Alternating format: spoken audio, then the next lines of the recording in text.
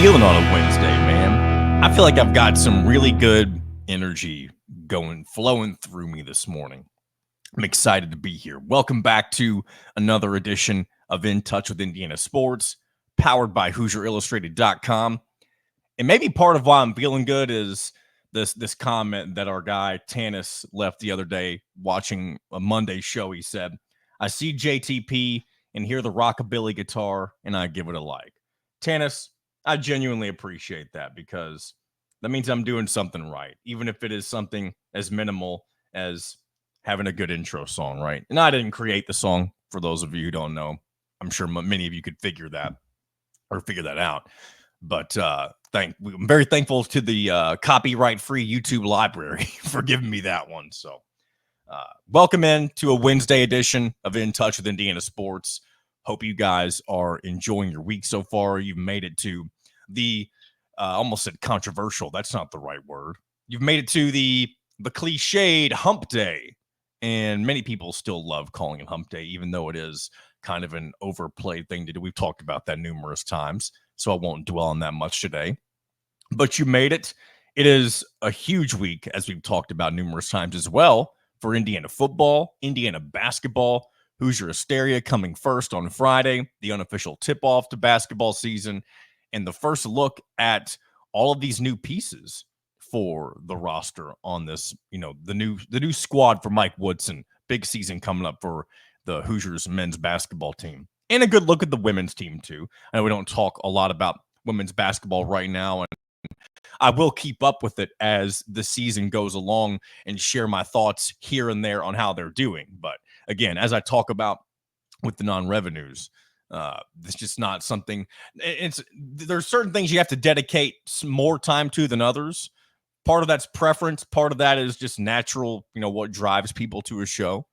And I am aware that women's basketball is a lot more popular than it used to be. It never has been, I should say.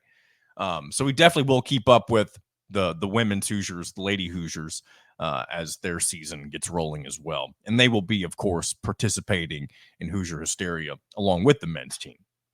And then we got the big homecoming football game, the sold-out football game between the Hoosiers and the Huskers. And I feel like we've talked about that a bunch just because we've had so much, between the last game and now with the bye week and all that stuff, we've had a lot of time to kind of already dive into that a little bit. And Alec Lasley and I will talk a little bit about that and more later on in the show as well. And, sooner rather than later, I should say. I'm going to go over a few quick hitters here as we get rolling, and then we'll get into our segment with Alec Lasley. And one thing to mention, and this is also something that we'll hit on with Alec a little more so than I will here in just a moment, but Indiana prospect Eric Reeb, Indiana basketball prospect, I should be more specific. Eric Reeb commits today, this afternoon, and I won't say much else other than that, just because first of all, there's not a whole lot to say. And what is to be said, our man Alec does, and I don't want to waste what we've got there. So, and then on top of that, Braylon Mullins is committing a week from today. So, a couple of big days for potential commitments for Indiana basketball, and it would be a good look for Mike Woodson and company if you're able to land either of those guys or both. I don't particularly think you'll get both.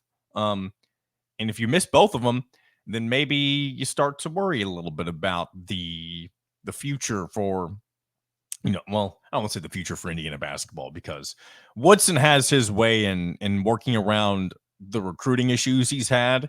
And this upcoming season will be a very good case study on how well that will work out for him in the future.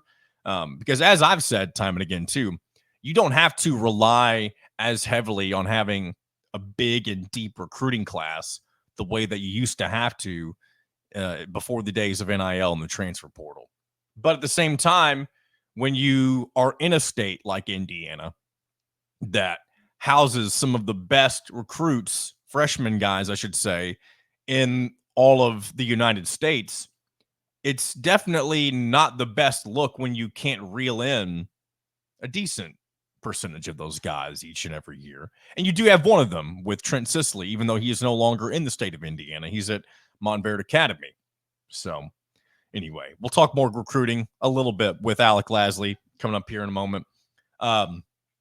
We know the Indiana football game is sold out this week, but they've also already sold out the Michigan game, which is not the game after this, but the home game after the Washington one. And as many of you can probably or would probably expect, some of that has to do with Michigan fans traveling, because if you were an Indiana fan and you're trying to sell out games, that you're going to be attending, you'd think the Washington game would have sold out first. But we know how Michigan fans have been in the past. They have littered Memorial Stadium whenever Indiana has not been nearly as competitive, and they're definitely going to show up no matter how good Indiana is or not. Same with Nebraska fans this weekend. But I will say, next week, if Indiana is 7-0 after this weekend and they move into the Washington game, still unbeaten, of course, I mean, I wouldn't be surprised if the season, if each consecutive game or successive game, I should say, sells out from here moving forward.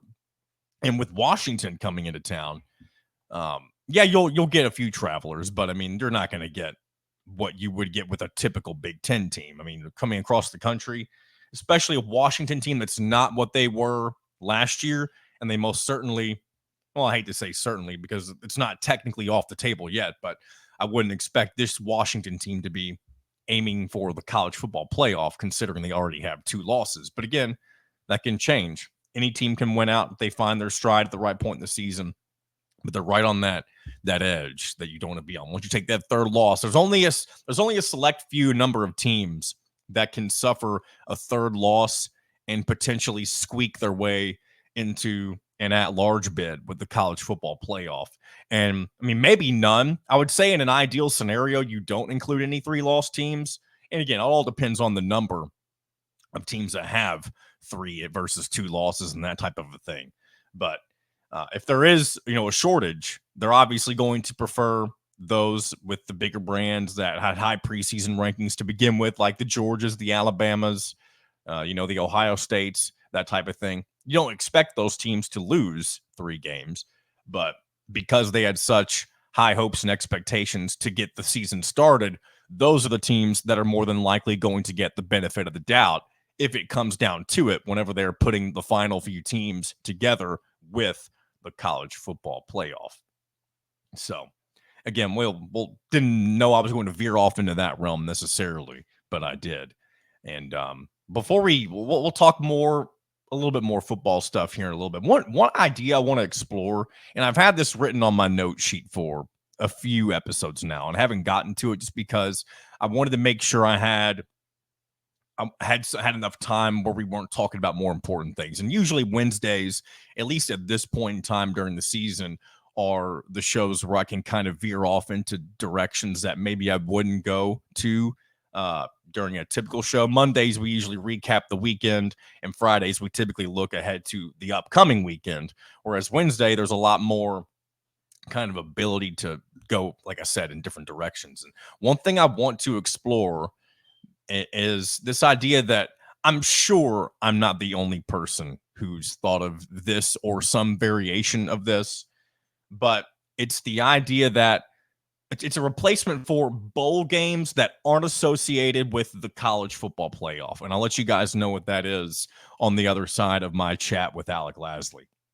But before we get to Alec, there is one more thing that we need to chat about that we haven't had a chance to. This released shortly after Monday's show was published, and that is the preseason AP poll for men's college basketball. Whoop-de-doo, right? More preseason polls. If I was, I wish I could have put like a little dun-da-da-da, like horn or whatever in there. Maybe I could have, maybe in the future, if I add some more production value to this show, I'll have sound effects and stuff like that to, more so for sarcasm than anything else. But give me a second. I'm gonna take a sip of coffee and then we'll dive into this.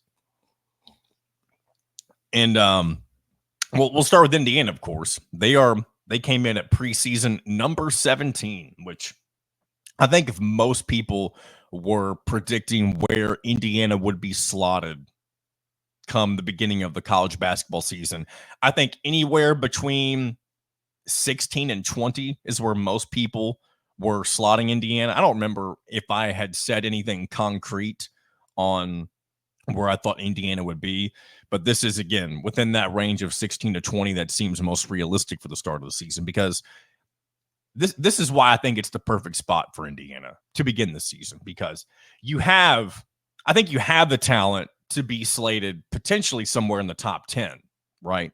But what kind of knocks you down a few points is the doubts on whether or not the pieces will come together, whether or not Mike Woodson is truly a good enough coach to help all this talent work the way that it's supposed to.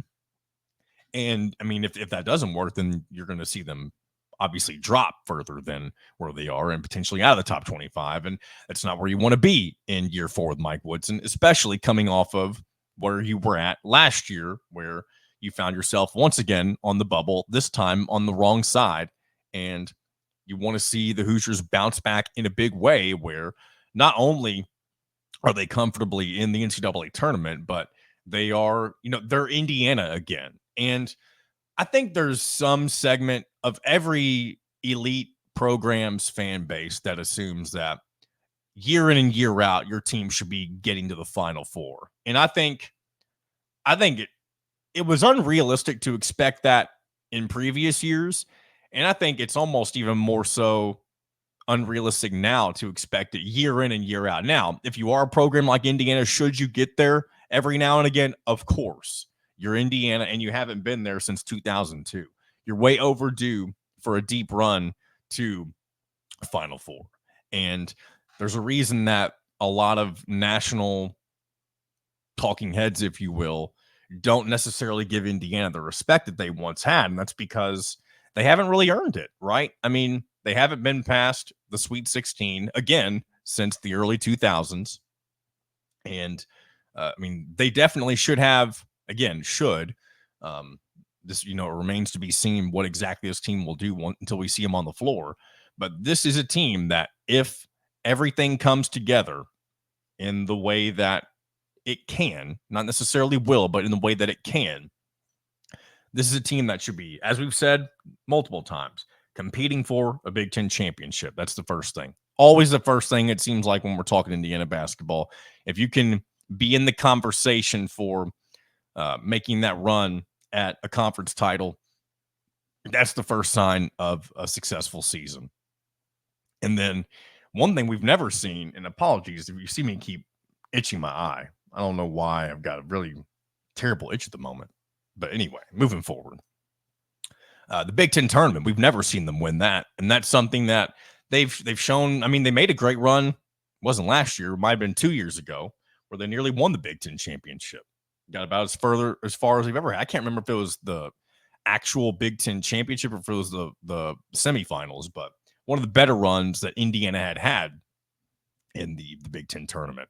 And again, that's probably the lowest tier of things that matter. The time where the Big Ten tournament really matters, and it's always been if you're a bubble team. If you need those last couple of almost said talking points, that's not really the word I'm looking for.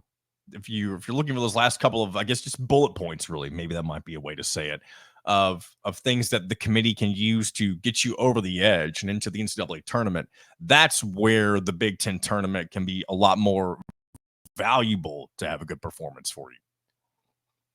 And I'm not saying anything that you've already or that you didn't know before, just laying out different scenarios. But then comes the end-all, be-all NCAA tournament.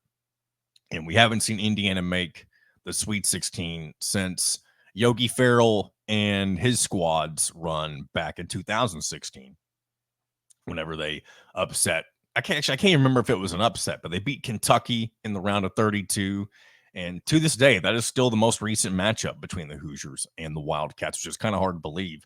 Very much looking forward to when that series resumes next season, especially with John Calipari out of the fold. I'm very interested in seeing how he's going to do at Arkansas. And I guess, speaking of which, they are slotted just ahead at Indiana with number 16. And I was talking about this with Nick the other day on my afternoon show. And I say it's not mine. It's his afternoon show that I have a role in. We were talking about how it feels like Arkansas is only getting this brand bump simply because of Calipari, because he brought in a lot of pieces from his Kentucky squad that last year, while they were pretty good in the regular season, and I'm probably not giving them enough credit by saying that they had a good season, even though there were some bumps in the road. But it all came to a head when you lost to yet another mid-major, low-major program in Oakland, and you bring a lot of the pieces from that team to an Arkansas squad that was underwhelming last year with Eric Musselman, of course. But I just don't know. I don't know. The Calipari experiment down in Fayetteville is going to be very interesting to see. And I'll go ahead and say this, and then I'll try to move on from talking non-Indiana stuff, at least right now. But I'd be very interested in seeing what happens between Arkansas and Kentucky whenever they meet up in January. I'm excited to see what happens there. And I don't really know.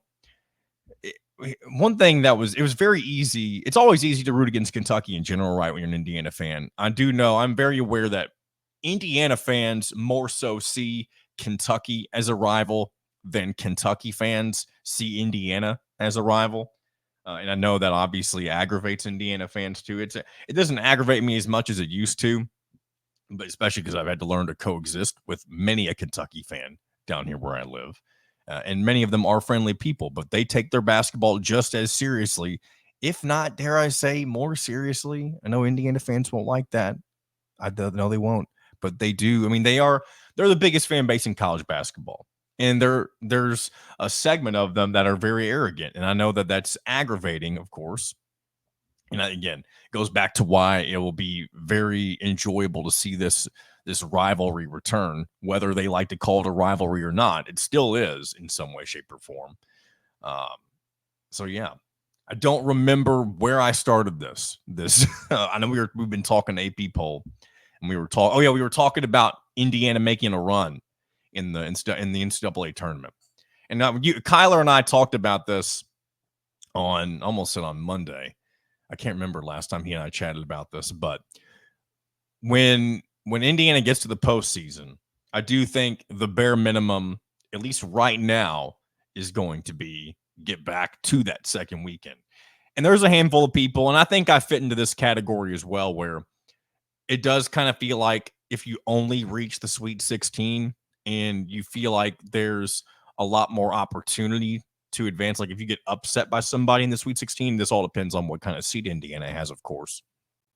But if you get to that portion, you get to that point in the postseason, and that's where you drop off again, there will be a level of disappointment just because, again, you haven't broken through past that point in so long. And so, again, I'm probably talking too much about, where expectations should be as far as a type of run you want in this year's tournament, because, again, we haven't even seen what this team can do on the floor. And I guess technically by the AP polls preseason expectations, if you will, and again, this is not how the season will play out, but if this were, theoretically how it did play out, then they would miss the Sweet 16 by one position. Again, there's nothing to take away from that other than just like putting it together on if these truly were the final rankings, which they're not. They're the exact opposite. They're the beginning rankings. Then you would expect Indiana to bow out of the round of 32 again, which, again, I'll say this too, though. If Woodson gets back to the tournament and is comfortably in, and you have a promising amount of guys coming back and all that type, I guess there's really no way to know all of that until you get to the end of the season necessarily. But I don't think Woodson will lose his job at Indiana simply because he doesn't make the Sweet 16. Now, there's a couple other scenarios where maybe that is the case. Now, if Indiana's on the bubble again, and let's just say they get in as a 12 and they just bow out of the first round, I think that could potentially be a different conversation on whether or not you move on from Woodson. But if you're in as, let's just say, a 5 seed or better, or you can even go 6 or 7 maybe if you want to. But let's just say 5. It's because that's where I think of it as. If you're a 5 seed, then you had a good season. Now, by Indiana standards, will it be good? Maybe, maybe not. But if you're comfortably in the tournament and you bow out in the first couple of rounds. Yes, it's going to be disappointing, and the noise will continue to rise on how legit Mike Woodson is as a head coach at Indiana, and his seat will get warmer, but I don't think it would be enough to pull the plug on moving away from him. Maybe I'm wrong. Maybe I'll be tooting my horn a little bit differently whenever we get to that point in the season. But before we move on to Alec, I do want to talk a little bit more about the AP poll, or like who's where, in case you haven't seen it. Kansas at number 1, Alabama at number 2, UConn at number 3. And I want to stop right there real quick too, because this is also another conversation I have with Nick, not on the air. This is something we talked about off the air. So I do want to bring it up here on this show for sure. And it seems downright disrespectful to put UConn, after they've won back-to-back national championships, as the preseason number 3, as opposed to the number 1 team in the country. Because here's how I see it. Kansas is number 1, not just because of them having probably the best preseason personnel, or potentially the best personnel when it comes to preseason, but it's also the brand bump, as I mentioned earlier. Kansas has one of the best, most recognizable brands in college basketball, and them being number 1 makes it easy. If you know they're supposed to be good, it makes it easy to give them maybe a few extra points than maybe you would in general. UConn doesn't have that, even though they are a blue blood, most undoubtedly, more so than they ever have been. Here's what I think would happen. If you take UConn's roster for this year and put it on, let me put it this way. You take the name Kansas and UConn and you switch them, but it's the same rosters, right? I hope I'm making sense. Basically what I'm saying is UConn has Kansas's roster and Kansas has UConn's roster. And I think you still find them in the same spot is what I'm getting at. I think Kansas would still get that brand bump just because they're Kansas, right? I hope I did a good job at explaining that. It makes perfect sense in my head, but realizing I needed to present it in a certain way for it to make sense. Hopefully you guys get the gist of that. Anyway, and I'll go and share this too, since I like to talk about sports betting on this show. Excuse me. But I have I made a very early bet back in the spring for UConn to three-peat. I didn't throw a ton of money at it. I think it was like maybe $15 or $20. But we just something fun. And maybe it's not so fun if you're an Indiana fan, right? And I am an Indiana fan. I don't mean to say that as if I'm not, but wouldn't it be something? We saw back-to-back national titles from a team for the first time in a while last year when UConn did it. First time since Florida back in the late 2000s. But man, a three-peat? We haven't had a three-peat, right, since the days of UCLA, if I'm not mistaken. I don't have that right in front of me, but it's something along those lines. But yeah, well, again, I feel like I keep going off on little tangents, which is fine. I'm sure some of you like that, and some of you may not care either way. But again, sometimes I do feel like I don't mean to delay our guests. We'll bring in Alec here in just a moment. But going through the AP poll, we'll give quick reactions to some other ones. Houston comes in at number 4. Iowa State, kind of a surprise to be at number 5. I know they've done really well over the last several years, and maybe that number 5 ranking will be justified, but just very interesting to see them come in that high. Gonzaga number 6, Duke number 7, with the ever so popular Cooper Flagg to potentially be one of the best freshman phenoms we've seen in a while. It'll be interesting to see how he ends up shaping out in this college basketball season. Number 8, Baylor. Number 9, North Carolina. Number 10, Arizona. 11, Auburn. 12, Tennessee. 13, Texas A&M. 14, Purdue, the highest ranked Big Ten team right there. Feels like this is probably the lowest ranked top of the Big Ten team. Again, I don't know why I can't feel like find a better way to word it. There's not a lot of Big Ten teams in the top 25. You've only got, 4? If I'm not mistaken, I got to remember, I keep in mind with USC, Oregon, Washington, and UCLA. Yeah, so there are 4 Big Ten teams. We'll get to the others in just a moment. Number 15, Creighton. Already mentioned 16 and 17, Arkansas and Indiana. Number 18, Marquette. Number 19, Texas. 20, Cincinnati. Number 21, Florida. Number 22, UCLA. and Kentucky, as I mentioned earlier, number 23. And then rounding out at 24 and 25, you've got Ole Miss and Rutgers for the preseason AP Top 25. So again, this will probably look a whole lot different, not too far into the regular season. But again, it is kind of it's a starting point is really all it is. So without further ado, let's go ahead and move into our chat with Alec Lasley, talking about this upcoming week with Hoosier Hysteria, Indiana football's homecoming game with Nebraska, and a whole lot more as well. So let's let Publisher of HoosierIllustrated.com, Alec Lasley, here with us once again here on In Touch with Indiana Sports. It is homecoming week. It is Hoosier Hysteria week, probably one of the biggest weekends so far on campus in Bloomington, as the biggest matchup so far of the football season is going to take place. The unofficial tip-off of basketball season is going to be just before that on Friday. So a lot of things to be excited about if you're a Hoosier fan this week. No, absolutely. I mean, I'll say it's probably the most excitement that we've had on both ends of the spectrum, right, for basketball and for football. And definitely, I would say close to, probably 5, 6, 7 years at this point, because typically, we're kind of limping through the rest of the regular season for Indiana football. And this is kind of the time of the year, right, where fans are starting to put their sights on Indiana basketball. And I think it just showed this past week when the AP poll came out for basketball, that football ranked one spot higher than basketball is there in their respective sports. So a lot of excitement around this weekend. I know it's going to be packed. I know a lot of people are coming back in town specifically for this weekend. So should be a great atmosphere. But yeah, it's one of those times that you typically don't get with Indiana, where the excitement around campus for both sports is pretty much at an all-time high here, definitely in recent memory.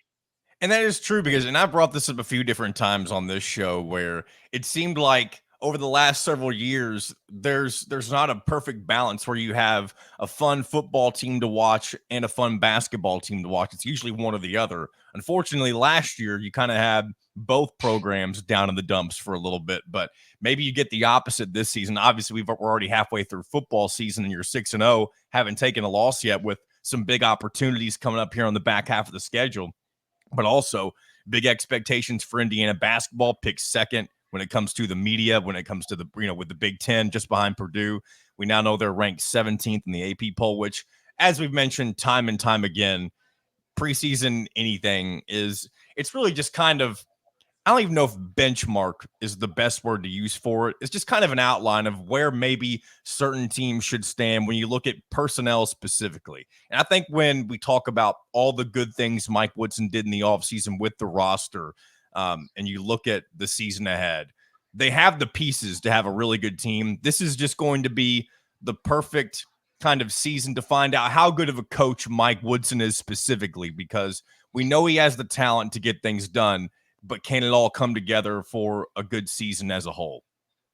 Yeah, and I think that's right, the biggest talking point this offseason, and seamlessly almost every offseason over the past couple of years since Mike Woodson's been there, has been regarding the offense and kind of how the pieces fit together. Obviously, this year you have the most amount of new faces on the roster, also the most talented roster, right? So some of that's going to outweigh maybe some of the early struggles, just because they're going to be able to squeeze by some of the early competition because of how talented they are.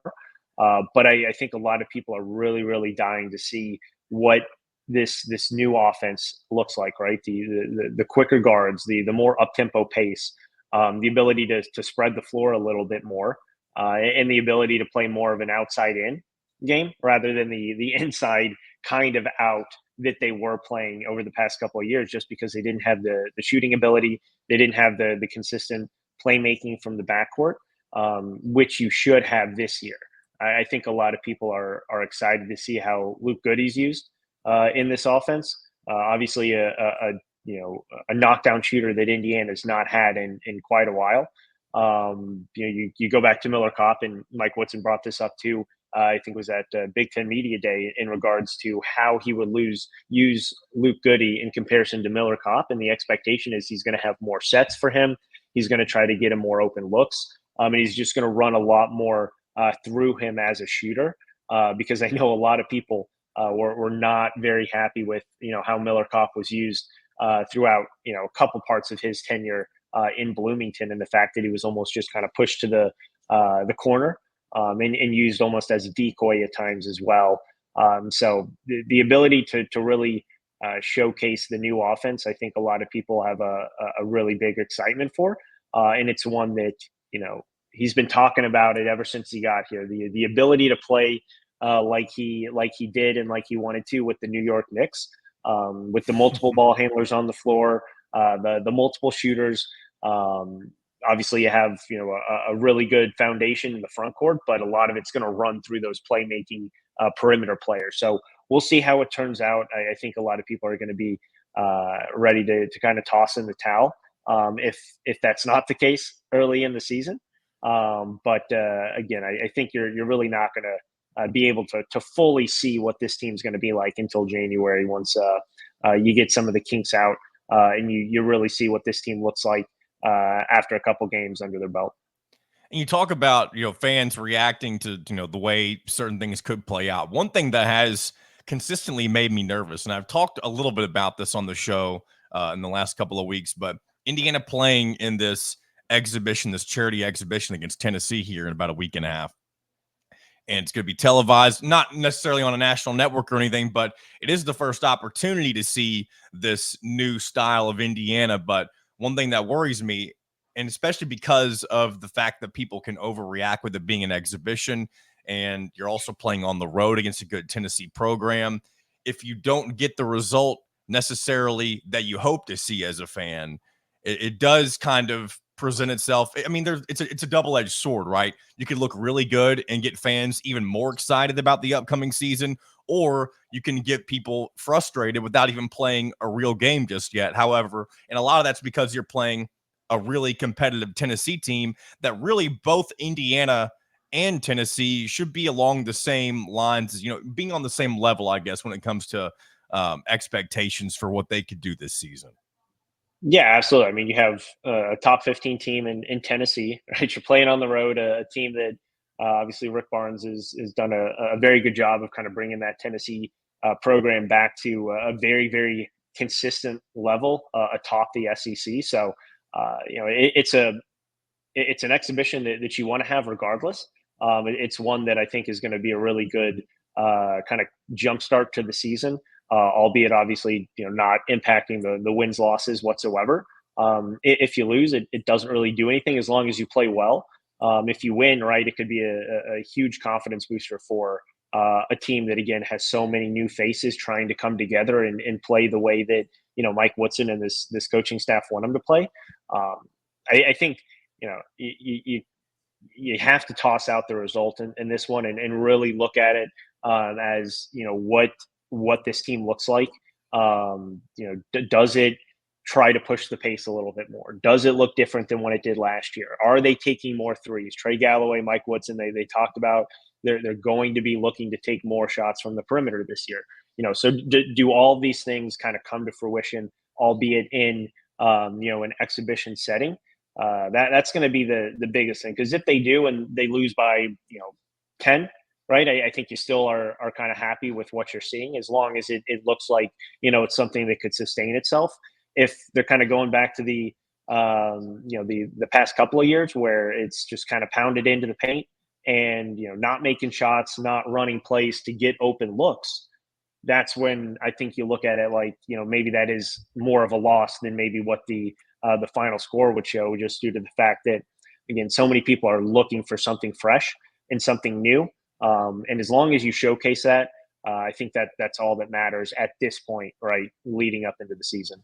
And I'll say this too, even though, Mike Woodson's talked a lot about the change in the style of offense, he's not going to go away from what he has had success with completely, with pounding it into the paint, especially if Umar Ballo's having himself a game or there's a mismatch down low with whoever Indiana's playing.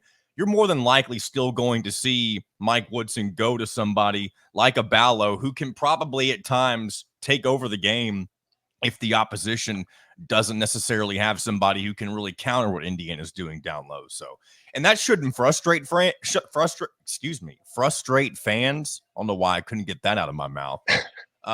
Especially if it's working. But I understand if that's like, if you're very one dimensional and that's the only kind of response that you have to anything, that can be where things can be a little bit more concerning if you're an Indiana fan. But I definitely don't expect Mike Woodson to completely abandon certain moments where he will rely more heavily on some of his big guys. No, absolutely, and that's the thing. You just don't want to look as one dimensional. You want to have the ability, right? The best teams in college, one, are able to have, teams have to fix their game plan to react to what that team is doing. Right? Indiana's been very reactionary over the last couple of years. I would say, kind of towards the second half of the season, with Jalen Hood-Schifino and Trace Jackson Davis really totally all in together. That team was making other teams react to them. But outside of kind of those couple of months, it's been a lot of Mike Woodson and this team trying to kind of react to what the other team's throwing at them. And it's very difficult to do that when you have been so one-dimensional in your style of play.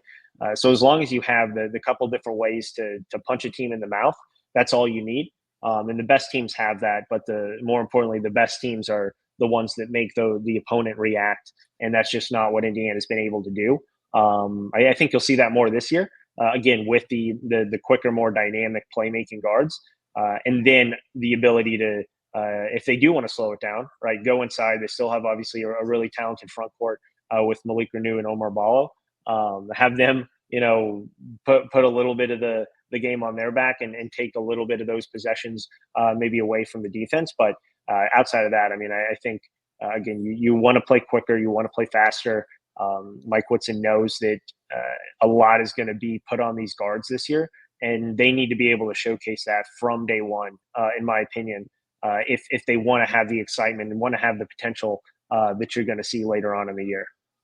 And some may say day one is this Friday with Hoosier Hysteria. It's more like day zero. If you had a week zero in college basketball, maybe it is Hoosier Hysteria week, or maybe you would say it's the charity exhibition. And I know Hoosier Hysteria isn't necessarily an event where you're going to learn a whole lot about your team, of course. It's more about fan service. It's more about kind of just entertainment value in general, getting people excited about the season to come. You mentioned before we got rolling that you're going to be there in Bloomington or at Assembly Hall on Friday. What do you expect from this year's event? I was looking at some details earlier this week. I don't think they're having, like a musical act like they've had in the last year or two. I don't know if that's for any specific reason or if they've replaced that with anything, but what are kind of your overall thoughts and expectations for what this year's edition of Hoosier Hysteria will bring? Yeah, I mean, I think, people are excited for the scrimmage portion, right? Something that they haven't seen in a while, especially with, again, just all the new faces, all the excitement level about the new faces. You have a lot of guys who have played a lot of college basketball before, just not together. So I think people are just excited to see what this team looks like, and have that that scary P word of potential to kind of take with them going into next week. And that's just, I think, you said it right. This is obviously way more for the fans than anything else. But I think the fans, after last year, I think they really need some sort of excitement to kind of jumpstart this college basketball season, which again is still a couple of weeks away from truly getting underway. But it definitely does wonders if you can stir up some excitement, especially when a lot of people are still going to be extremely tuned in to Indiana football once college basketball season starts. And that's something that, has not been the case with both programs, again, as we kind of touched on, for quite some time. So that's going to be a new dynamic in there as well. Yeah, then that's a very exciting portion that I'm looking forward to seeing how it plays out. Of course, no one is going to abandon an undefeated Indiana football team, and it'll be the first chance for them to really kind of split their attention between both the football program and the basketball program as they're in the middle of their seasons. One more last piece of basketball stuff before I transition to a little bit of football before we wrap things up here. But Eric Reeves' commitment comes this afternoon. Anything you expect from him? Maybe going, whether it be Indiana or somebody that's else on his list? Yeah, I mean, everything that it's kind of pointing to right now would probably seem to be UConn. They obviously have the the great pitch of back-to-back national championships and the ability to still develop a lot of talent. We'll see what it ends up being, but I'd be surprised at this point if it's not a UConn commitment. He seems to be picking up a lot of at least projections, predictions, and everything that we've heard as well. Over the past kind of week and a half is kind of geared towards that as well. Yeah, and if he ends up not choosing Indiana, then really all eyes go to Braylon Mullins, whose commitment will come a week from today. And certainly a lot more Indiana-specific eyes on Braylon Mullins and when it comes to his decision between the Hoosiers, UConn, and UNC. And any thoughts on that? I know it's a week away, but any thoughts on where you think that could land if it were happening today? Yeah, I mean, there's a lot of talk and discussion about UConn in that one as well. Yeah. That what Hurley's been able to do with his backcourt players, whether they be transfers, whether they be high school kids. That's something that is pretty hard to recruit against. And Braylon Mullins is the type of kid that would do extremely well in that system as a shooter, but just his kind of hard nosed, tough kid mentality and preparation would match up pretty well with that. And again, I think it just goes back to what that offense looks like, what that system is. It's very, very consistent. There's still a lot of again inconsistencies and kind of what Mike Woodson's been discussing with his offense over the past couple of years, and just not a true prototype to really show them like, hey, this is exactly what you're going to look like in the system. It's more like discussing that, seeing it, what it looks like in practice, but not in a true game-like setting. So, we'll see what happens over the next kind of week and a half here until that commitment happens. But looks like this point it may be another UConn win if I were kind of handicapping it at the moment. And that could really, I mean, not to say that pressure's on Woodson at that point, but you're kind of at that point in the same position you were in last year with one freshman commit. And, there's still guys like Bryson Tiller on the board if you do miss out on a Braylon Mullins. But at that point, if things aren't going well at the beginning of the season or even in the midway point of the season, people will go back to, having the issues in the recruiting battles and stuff like that. So we'll cross that bridge further if we need to, but and certainly we'll discuss it more next week as we get as we get to the day of Braylon Mullins commitment and stuff like that. So, but real quick before we wrap up, and I know we've talked a lot about football over the last couple of weeks, and I know we had the bye week, so we did look ahead a lot to this matchup with Nebraska. But one thing I've mentioned time and again is how each win, it feels like with Indiana, it continues to raise the ceiling. Not only, I think, as Indiana fans and people who cover the Indiana beat and stuff like that, we know what the ceiling is currently for Indiana. It's a matter of whether or not they reach it. But from a national perspective, that's what this back half of the schedule will do if you continue to win these games, beginning with Nebraska this weekend. If you continue to execute and look dominant the way that you have in pretty much every game so far this season and win this game once again handily, you begin to not only turn more national heads, but that begins to raise the bar for where everybody else sees you and your potential for where you could end up when it comes to the postseason for football this year. Yeah, no, absolutely. I mean, this is the game that's been circled for probably the last 3 weeks, ever since they kind of got into Big Ten play, as one game that can really kind of catapult them into the second half of the schedule. That is obviously a lot more difficult, at least on paper, through the first couple of weeks of the season here than the first half of the season. And you look at what they have coming up, right? Obviously, Washington the week after.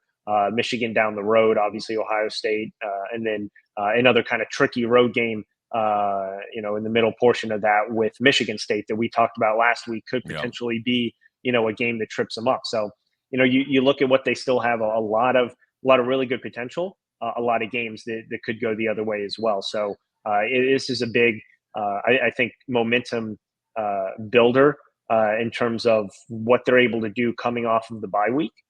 Make sure that all of that excitement and all of what they built in the first 6 weeks Not to say it would go to waste if they were to lose this, but to make sure that they continue to build and sustain that momentum than what they've had through the first 6 weeks here. Obviously, the more they win, the more pressure is going to be put on them. But they seem to be, extremely level-headed in terms of wanting that, just due to the fact that a lot of people obviously picked 17th in the Big Ten in the preseason, right? A lot of people did not expect this team to do anything this year, and I think it just goes back to this team really taking on the personality and the mentality of Coach Kurt Cignetti, but also the rest of the coaching staff, and really feeding off of the energy inside the locker room. But also, a lot of these guys are just fully bought into this team that you don't typically see. Guys who may not be playing much at all, versus guys who are, right. I mean, we heard from the running backs yesterday, and it would be easy for one of them, one of the three main backs, to get a little bit jealous or not really like the role that he's playing. All three of them are like, hey, if we're running the ball well and we're winning and we're scoring, that's all we care about. And I think that that's the same mindset across everyone on the roster. But again, we haven't seen a lot of adversity up to this point. There's going to be a time where I would assume that this team trails.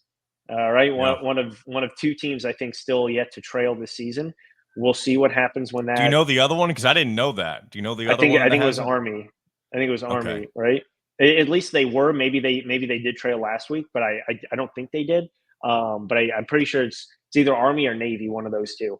And so, I mean, there's going to come a time when they do trail, and how they respond to that is going to be the biggest thing. But I think a lot of people are excited for this week, moving into obviously a couple sellouts here in future weeks. Real quick, while we're talking stats, I saw this the other day. Apparently, Nebraska is the first team since 2019 Georgia to, through its first 6 games, not allow a single rushing touchdown. You're talking about the running backs earlier. So that'll be an interesting thing to keep an eye on, as not only that, Nebraska has a really stout defense as well. So something's going to give this weekend when it comes to which team really has the better unit. Is it Nebraska's defense or is it the Indiana offense? And another thing I've been throwing out is I feel like this could potentially be a game where it's the first team that gets past 28 points. And when I think about Nebraska specifically, they have not faced a non-G5 or FCS opponent this year where they've scored more than 28 points. And in Indiana, they have not scored less than 31 all season long. So it kind of seems like that's really the threshold that you want to get to if you're Indiana and you're thinking about coming out with a win in this game. No, absolutely. It's funny you talked a little bit about the Nebraska defense, and you used. I have a story coming out today about the running backs versus the Nebraska defense, and it's funny. It's almost like you read it, because some of the wording that, I promise that that was not. That's not on purpose. I know some of the wording that you said there is exactly what's either in my title or in the couple first paragraphs to begin. So you'll enjoy that one. But yeah, I mean it. They're giving up 2.7 yards a carry. Nebraska is. Indiana's at 5.1. They're only giving up about 84 yards a game on the ground. Nebraska is, versus the 200 plus for Indiana, right? So this is, I think, going to be the real deciding factor. We haven't seen Indiana truly one-dimensional offensively yet. Obviously, we know what they can do with the ball in Curtis Rourke's hands. But if that rushing attack is taken away, it'll be interesting to see how they respond. So yeah, I think whoever wins the battle there between the running backs and the kind of the front seven for Nebraska, I think is going to go a long way in determining the outcome. Well, there's your teaser, excuse me. So whenever you finish up with this episode of In Touch with Indiana Sports, head back over to HoosierIllustrated.com and read everything that Alec's putting out today. So good stuff. As always, appreciate your time, and we'll continue to check in as often as we can, all things Indiana football and basketball. Yeah, appreciate it, John. All right, big thanks to Alec Lasley, as always, for taking the time to talk all things Indiana football and basketball.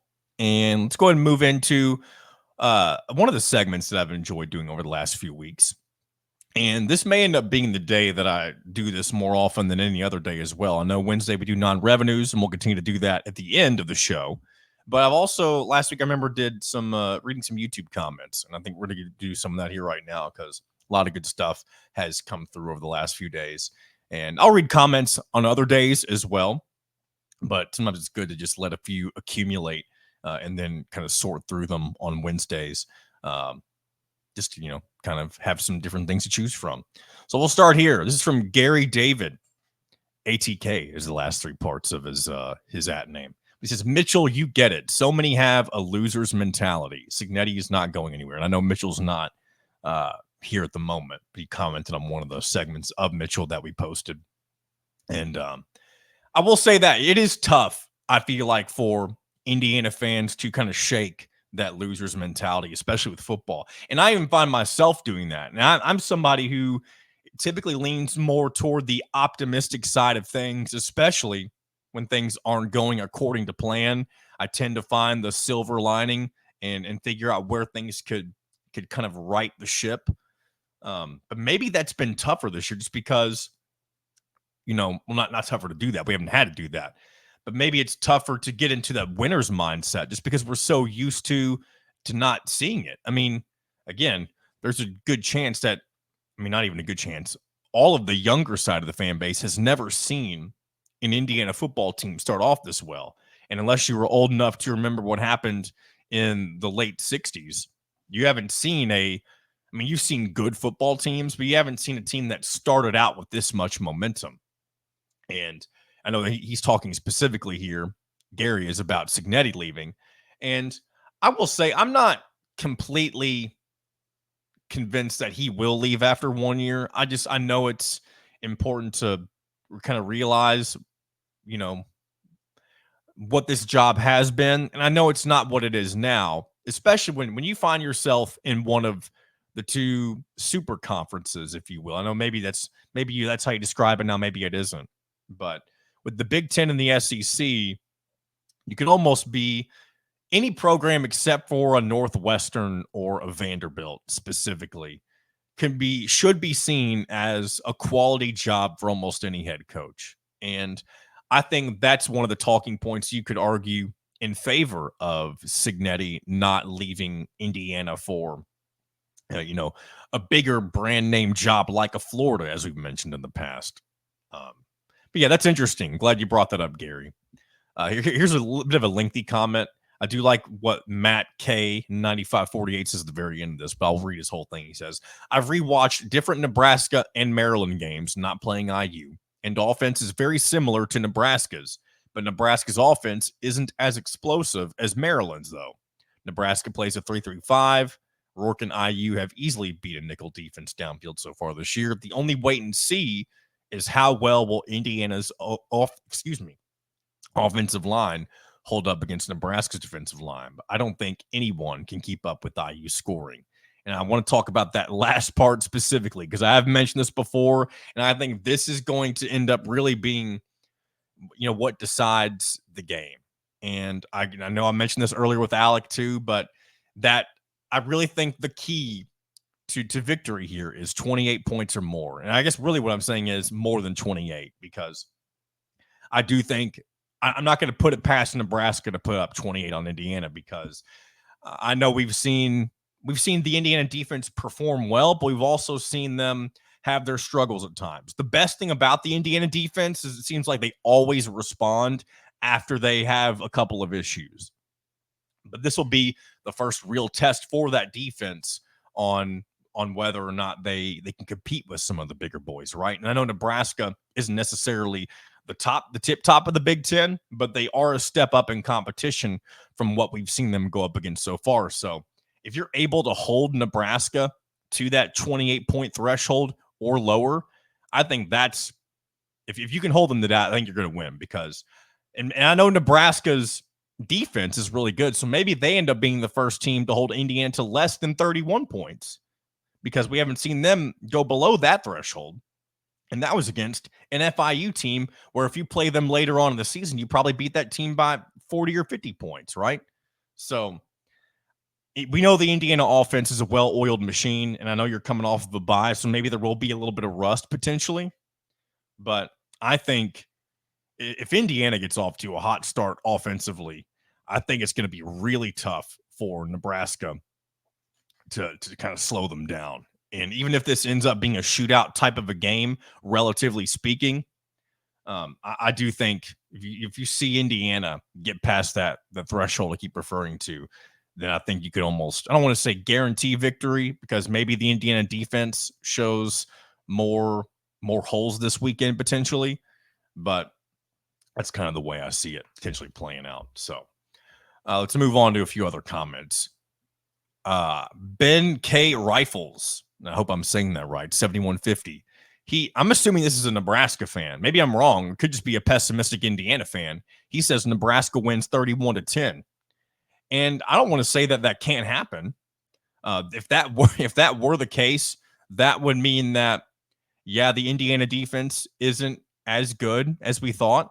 And that would also mean that the Indiana offense isn't as good as we thought. And we'd have to be having a different conversation next week if that ends up being the final score, about the ceiling for this Indiana team if that ends up playing out. I don't see a scenario where this Indiana team isn't prepared to compete. Because if they're losing 31-10, I mean, that kind of shows all systems failure, in my opinion. And I think if Indiana loses, it's going to end up being a close game. But we'll see. Maybe Ben is maybe Ben's right. We'll see. But appreciate your comment, Ben. Not sure if you'll see this again if you're a Nebraska guy. Maybe you're just checking out a couple of Indiana shows to get a feel for what Indiana, fans and commentators, if you will, thought about this game. And speaking of Nebraska fans, we do have one more. I'm assuming this is another Nebraska fan. His name's Lucas Boehm. And again, if I'm mispronouncing your last name, my apologies. But he says, the dude on the right, and he's referring to my segment with Mitchell. Mitchell, also, I hope you don't mind me putting this comment out there because it's not a very nice comment. But he says, the dude on the right is very delusional. Nebraska isn't one of the cupcakes Indiana has played in the last 6 weeks. And I will say this. Obviously, Mitchell is not afraid to talk about his confidence in this team. And I do think a lot of it is I think it's genuine. You know what I mean? He's not just saying it to blow smoke up people's ass. Excuse me for, if that's an inappropriate way to describe it, right? But I don't think he ever said Nebraska is one of the cupcakes. Now, I do understand that his confidence in saying he wouldn't trade a single player on Nebraska's roster for Indiana's, that might make someone on the Nebraska side of things feel insulted, and that's probably true. But I mean, we'll see what happens on the field. I'm also fairly confident to some extent, maybe not as much as him, but I am confident that if Indiana continues to execute against the Huskers, or against the Huskers the way they have against their other opponents, then they can win this game by a decent amount. But maybe I'll be proven wrong, because this is kind of I don't want to say to put up or shut up, but I've kind of gone back and forth in my head with how I'll handle if Indiana wins this game handily the way that they have. I think and maybe I'll save this more. I'll just kind of tease it, I guess, for next week. But if that ends up happening, I think I would be nearly fully on board, I guess is the best way to say it, with saying that there's no reason that this team shouldn't go 11-1. And I know slip-ups can happen, right? But at that point, I think if you win again, because the rest of your schedule, minus Ohio State, the competition level is very similar or worse than what you're going to see with Nebraska this weekend, I think.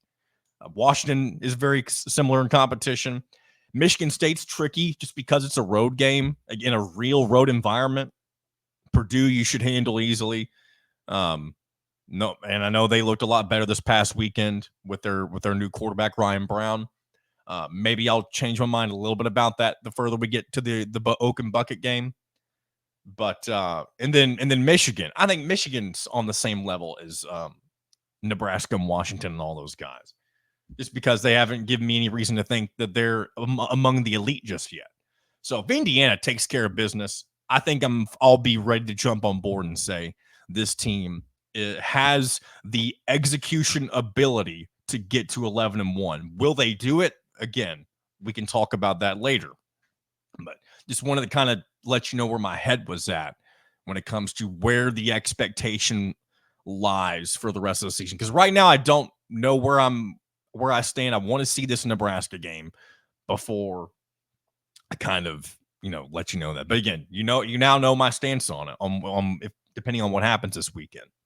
So, all right, one more comment I want to get to, and then I realize I'm running out of time, and I do want to get into. I'll give you a little. Yeah, I already said I'll talk about my idea for the replacement for bowl games. So I do need to get into that, and I do need to do non-revenue shout outs. So I'll read this last comment that I want to do. We did get some more comments. I'm not always going to read every comment just because some of them are just compliments, and I appreciate that. Some of them are just things I can't really respond to, and not like they're saying something that I don't have an answer to. But like, for example, somebody said Minnesota is Central Time, not Eastern. I don't even know what that person's referring to. Maybe I just forgot part of the conversation. But anyway, this is the last comment I'll read. Bobby Johnson says Hoosier Hysteria is not really catered to a TV audience. And I think that's dead on. He's referring to when I talked about Hoosier Hysteria only being on Big Ten Plus this past Monday.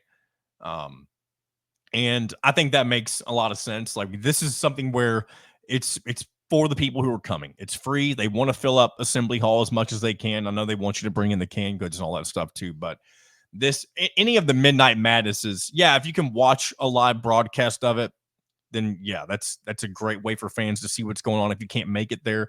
But yeah, this is not really a TV event. So yeah, I think Bobby hit the nail on the head right there. So let's move away from YouTube comments. Again, I appreciate you as always doing those. And if you want to leave a comment, you're welcome to do so on the YouTube channel, and subscribe. I haven't mentioned that today. Appreciate all of you all who helped us get above 500. And we hope you'll help keep us pressing forward as well. So if you haven't done so, hit that subscribe button below and check out everything else going on HoosierIllustrated.com. But I want to get into this real quick, and then we'll get into non-revenues and wrap this thing up. So this is the idea that, again, I came up with. I'm sure I'm not the first person to suggest something like this, though. I can't even remember what made me think of this, or if I was having a conversation with somebody or not. But I was talking about needing a replacement in college football for bowl games, because the last several years you have so many opt-outs from star players of different teams, because bowl games have always just been glorified scrimmages where you just happen to get a trophy afterward. You're not really playing for anything. It's not a championship. It's really just it's just, we're just talking about TV events. It's a way for the networks to get more TV revenue, because it's a postseason game technically, and you pit up interesting matchups that are supposed to be fairly competitive, and you put a sponsor on it and you make some money. That's how it goes. And lately, the last several years, you've seen lots of star players who have aspirations to go into the NFL, or they're worried about being injured and want to make sure they still have the eligibility for next year. You won't see those guys play in these bowl games, and it severely can hurt the product for a specific team if you have a high amount of guys from your team not playing. Like, a really good example, I feel like last year is, I don't remember how many opt-outs were in this game, so maybe this isn't a good example, but the one that just comes to mind is Florida State and Georgia. Florida State was, a lot of people thought, left out of the playoff when they shouldn't have been, being undefeated, but they had lost their quarterback, Jordan Travis. And so the committee decided, you know what, this isn't the same Florida State team, so we're just going to leave them out. And they end up getting crushed against Georgia in the, I can't remember which bowl game it was. And maybe, again, maybe they're not a good example, because, again, I don't have the opt-out numbers in front of me for them specifically. But you have had players in the past from different programs, especially of the higher-up programs, that you don't see their star players playing in these bowl games. And a lot of people have thought about, what's the best way to rectify this? How can you change the postseason for those who aren't playing in the actual 12-team college football playoff, right? So here's what I've come up with. And again, it's not fully fleshed out. Again, I'm not obviously on the planning committee for anything like this. This is just something that, if it came to fruition this way, I think it could be a really fun thing to watch. But what I think they should do, I think they need to have something that would be like NIL pods, right? So let's just say you take a whole bunch of different teams that missed the playoff, however many bowl games you have, you create X amount of number of 4-team pods. You don't play all 3 of those games. It's more like a bunch of 4-team playoffs, if you will, I guess is the best way to put it. Let's just say you take one from each of the Power Fours. And maybe you could do this by, ranking like the 4th best team in the Big Ten and then the 4th best in the Big 12, ACC, and SEC. Put them in a pod, and you face off against each other in a semifinal round. The winners face each other, and then the winner of that pod wins a certain amount of money for their NIL collectives or for their teams, whatever it may be. And I think that would be a great way to potentially have more interest for these players. And you could offer, obviously, some sort of bonus for the players that participate in these events as well. And again, it's not fully fleshed out, of course, but I think that would be a great alternative to having the traditional college football bowl games, because what are you playing for? You're not really playing. I mean, I guess you can make the bowl games NIL events as well, where you just force them to, they're forced to play in order to get their full NIL checks and stuff like that.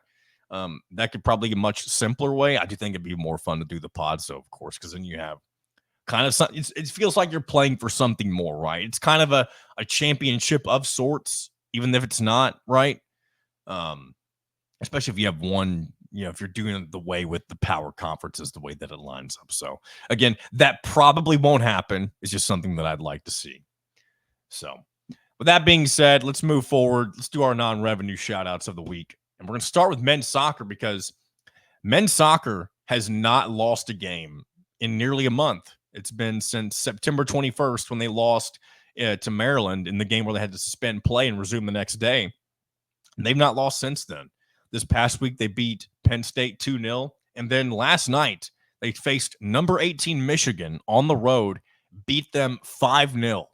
So a hell of a showing for the Hoosiers and Indiana men's soccer, as they're coming into, what we've always seen from Todd Yeagley. Even if they have rough starts to the season, they always find a way to get back in the conversation of being a contender. Maybe they're not title contenders just yet, of course, but maybe they can keep putting together a good string of wins and take some momentum into the postseason, as we've seen them do time and time again. So shout out to men's soccer. Unfortunately, kind of going in the opposite direction, women's soccer had a really good start to their season, and they've not had the best of luck over the last couple of weeks. And that, thankfully, for the rivalry's sake, of course, they only drew against Purdue. They didn't win the game, which would have been ideal, but they didn't lose. And then this past weekend, they took on Wisconsin at home as well and lost 1-0. And one thing I do want to mention, I'm going to pull up the men's schedule again. I say accidentally. I meant to talk about the games coming up as well. But while I'm still on women's soccer, coming up the rest of the week, you've got Illinois at home for their, 3rd game in a row at home? And then Minnesota on the road this weekend. And for men's soccer, coming up for them, they've got Michigan State on Friday. And then they're off for an entire week because they got to travel out to UCLA the following Friday. So there's your men's and women's soccer update. And then on the volleyball side of things, not doing too well either. Last week they came off a couple of victories with Michigan State and Ohio State.